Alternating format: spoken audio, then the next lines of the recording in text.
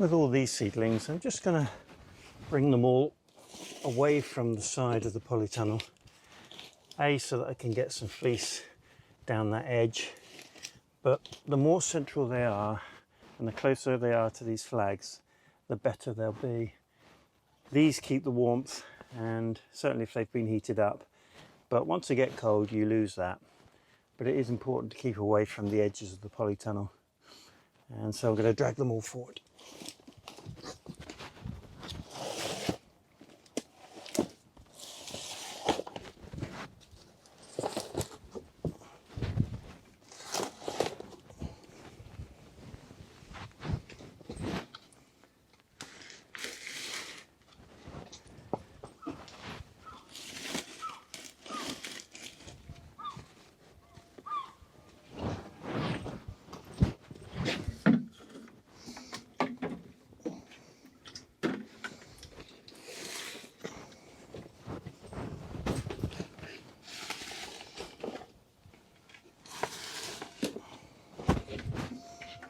Now we're days away from this, but it helps to be prepared. I can get myself organised and then I'll be ready.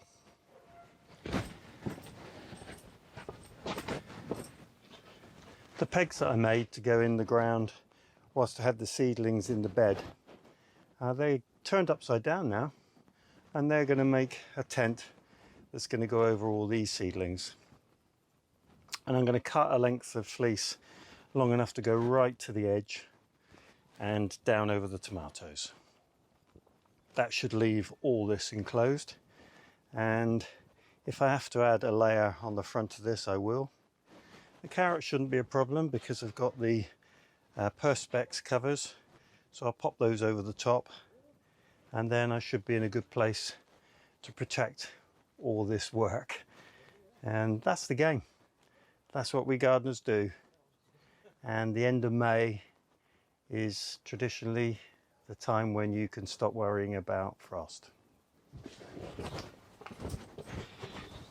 My polytunnel slopes away to this corner, and it's really difficult to get in here when you're harvesting or weeding. So I'm going to put this small paver that I have just in the middle there. It just gives us a stepping stone to get in. It is a bit of a loss of space, but I don't think it's going to make too big a difference. And then I can get in there. I can see a little bit of couch grass growing, and there's certainly some in the corner, and that's the sort of thing that I reluctantly leave because I just can't reach it, and this way I'm going to be able to get to it.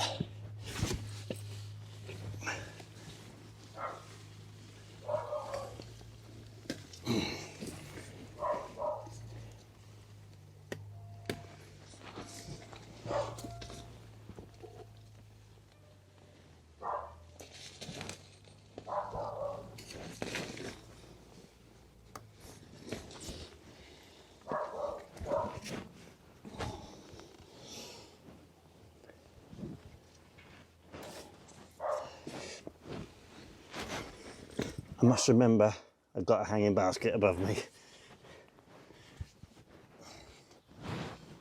There we go. Good old couch grass, never lets you down. Now when it comes to fleece, all things aren't equal. I'm no expert in fleece, but this is a lighter weight fleece, and it just seems to deteriorate. Literally comes to pieces. This is just over a year old, and it's a lightweight fleece and not really very special. And I still use it to cover small areas, but it's a constant task just to keep picking up the bits as it deteriorates. On the other hand, this fleece, which is the same age, has got complete integrity. And the only way you're going to damage it is by cutting it, putting a fork through, or snagging it. So when you're looking for fleece, I don't know what the exact weight is of these, but the heavier the better.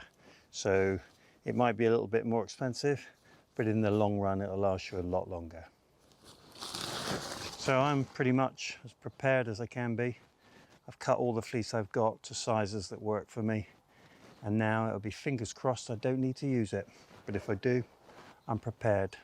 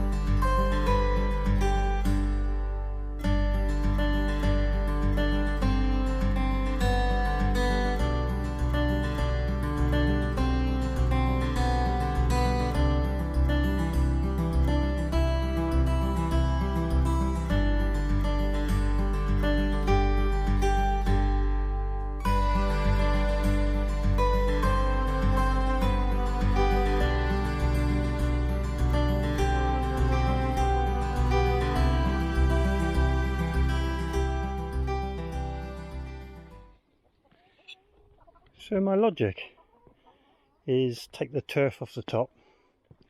If you turn turf like that over so that the soil is facing up, which in the main it is, then that grass rots down pretty quickly, and that becomes a good source of soil for somewhere in the future.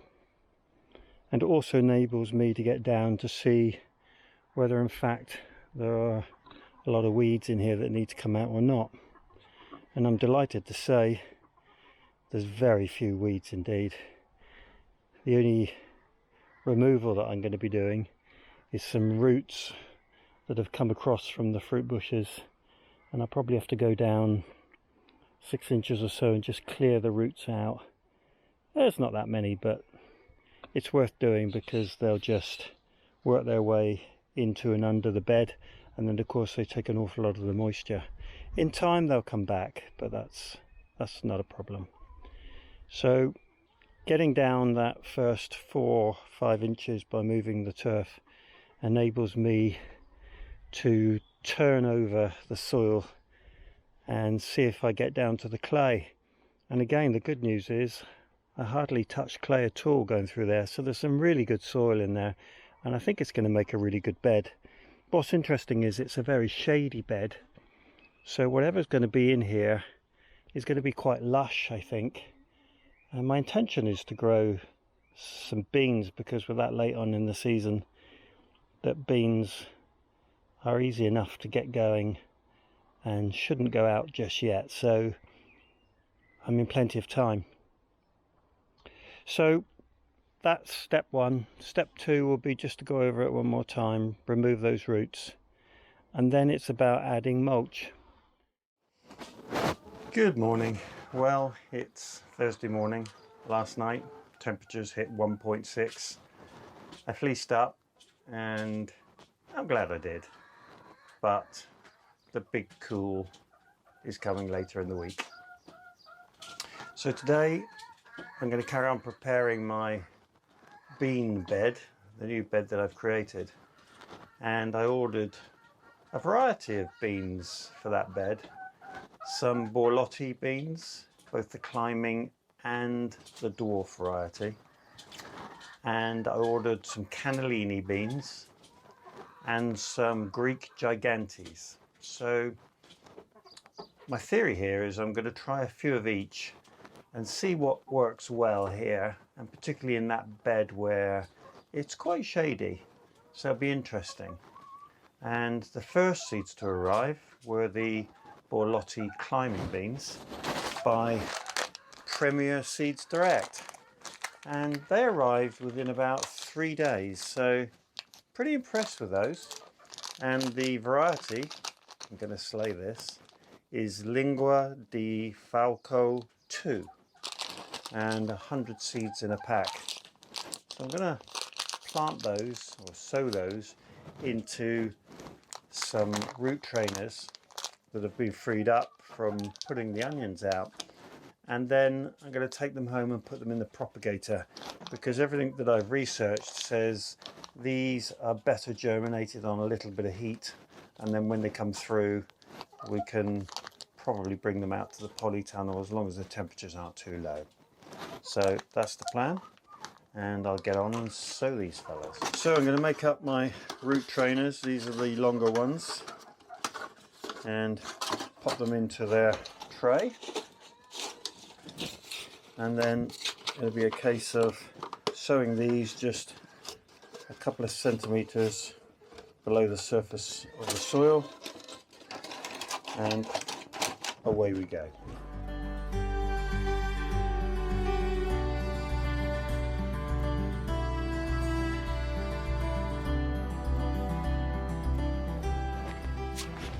So I've sown the beans, gotta have somewhere to put them, and this is the bed. It's looking okay. I need to go through this right hand side of the bed now and just dig down and get those roots that have travelled across from the fruit bed. They shouldn't cause any harm to the fruit bushes, which are very well established, but they'll stop the growth into the bed, which will obviously result in moisture being taken out.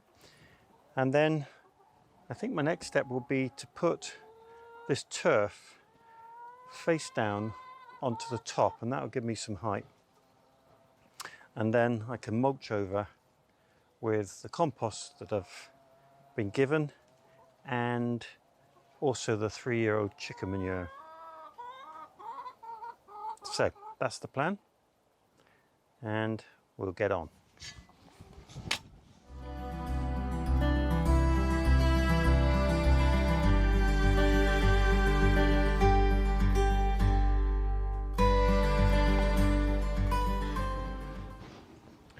In hindsight, I think I've probably got enough depth without adding the turf.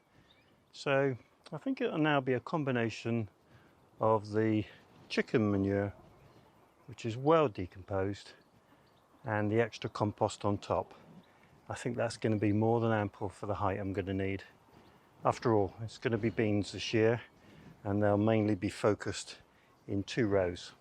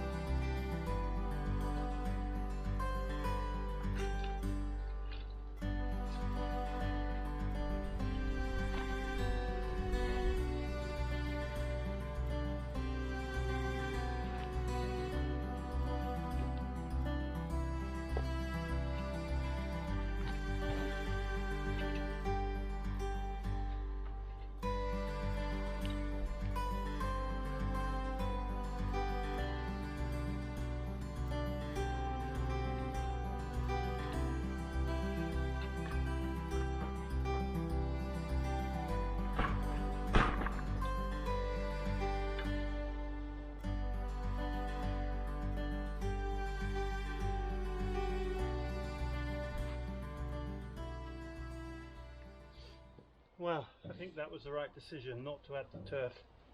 With the compost and the chicken manure, we've got a really good height there, and it'll gradually fall away to the back as it settles, and that'll be just about perfect when I'm ready to sow the beans in it.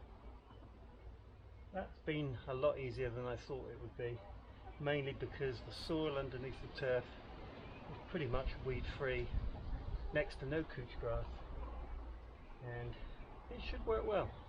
Fingers crossed.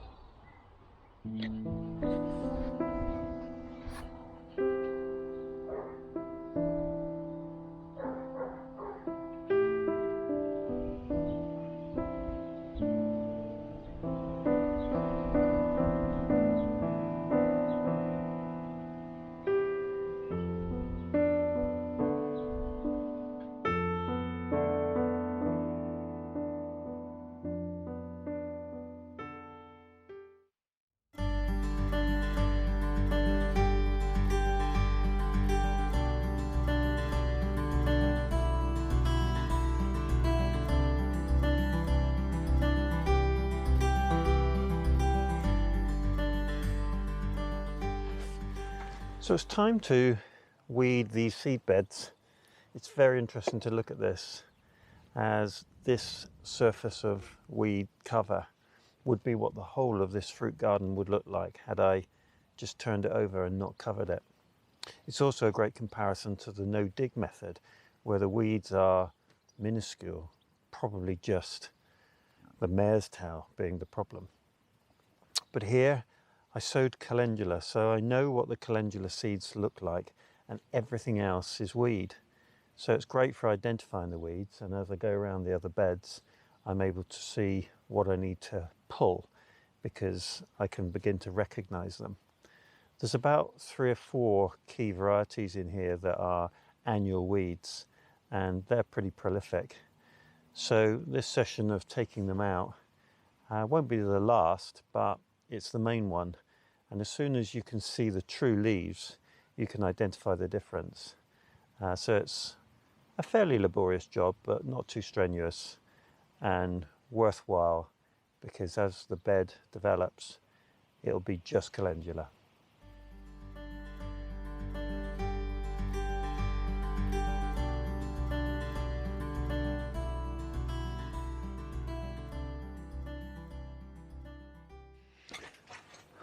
Well, the time has come. Temperatures are dropping outside very fast, and there's a cold breeze. So I've started the fleecing process. Well, I've covered the carrots. I've brought the potatoes that I was hardening off in, and I think I'm going to have to cover them somehow. And I'm going to start fleecing up now in the polytunnel on the seedling bench.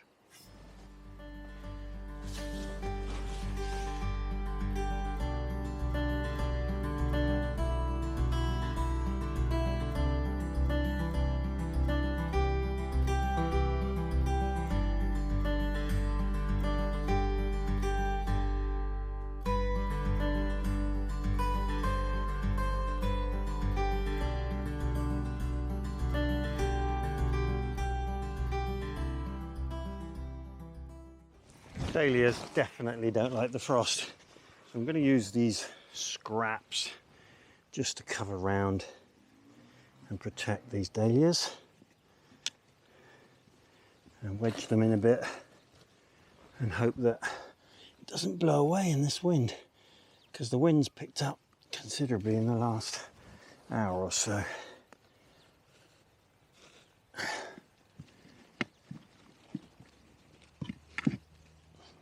There we go.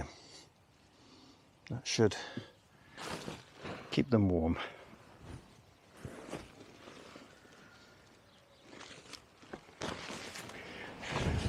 This construction I made of bamboo stakes serves well as a windbreak, and I'm going to use that during this wind just to give these broad beans just a little bit of protection.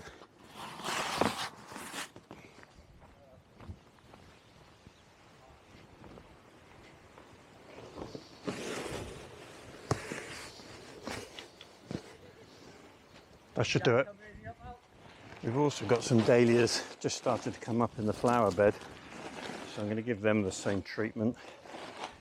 Probably have to use some rocks or something to keep this in place.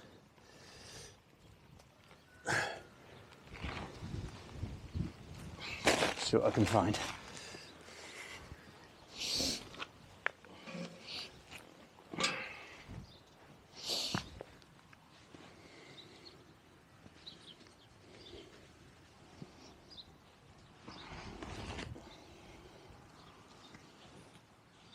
There we go, that should do the trick.